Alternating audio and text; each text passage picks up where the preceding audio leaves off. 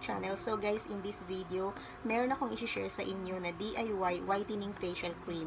So guys, parang nakagawa na ako ng ganitong klaseng video, although meron lang akong dinagdag ng konting ingredients.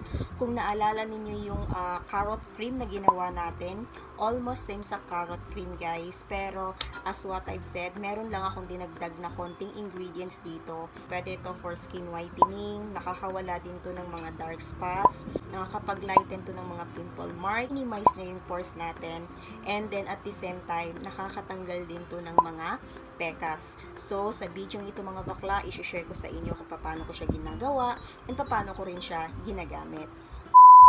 But before that mga bakla, flex ko lang itong damit ko. Alam niyo ba kung magkano lang ang bili ko nito mga bakla?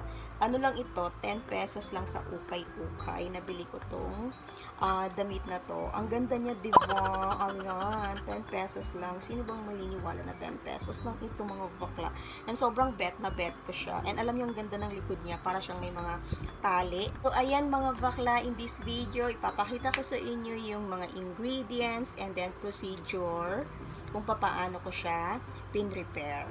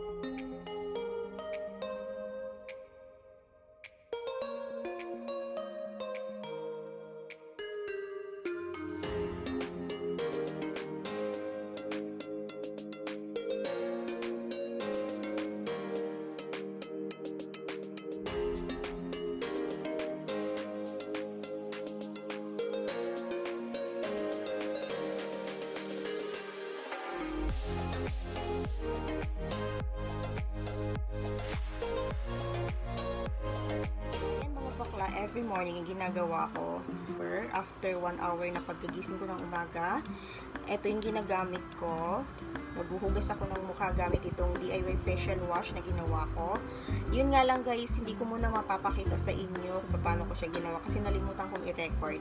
But then, sa separate video, gagawan ko to ng video. Then, after that, nagamit ko na yan, and then yun, nahugasan ko na yung mukha ko. Isusunod ko na ngayon itong jade roller. Ayan, ito yung ginagamit ko every morning. Pero itong jade roller guys, hindi siya authentic na jade roller. Siguro mga below 50 pesos ko lang nabili sa Shopee. Ayan. Gusto ko lang naman kasi makuha dito yung lamig niya. Kasi instead of ice, yung ice kasi, messy siyang gamitin. Makalat, ayan. Habang ginagamit mo, tumutulo. So, itong jade roller, wala. Hindi siya makalat na gamitin. So, ayan, ganyan lang yung pagpahid ko.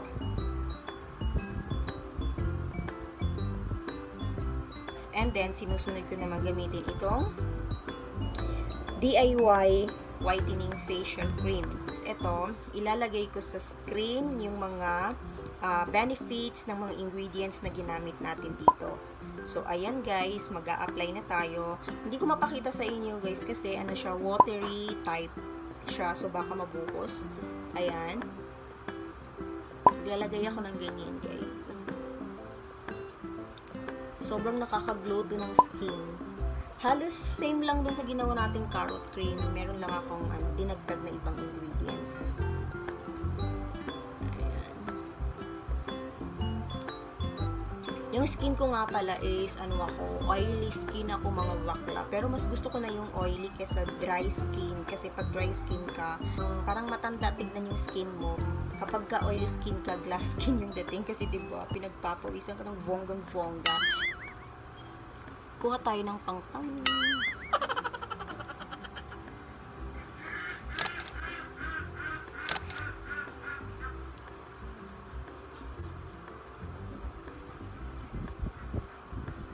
So, hindi ko na siya hinuhugasan mga bakla. But, feeling nyo malagkit siya. Leave it for 20 to 30 minutes. Tsaka nyo siya banlawan. So, ayan. 2 jar nga pala yung nagawa ko, guys. Nung gumawa ko ng Kasi wala na akong lalagyan. So, 2 lang ang nagawa ko. And, ito yung gagamitin yung facial wash. So, ayan mga bakla. I think that's all for this video. And sana nagustuhan yung video na ito. And if you do like this video, please give it a thumbs up. And subscribe to my channel mga bakla if you haven't yet. Thank you so much guys for watching. Bye!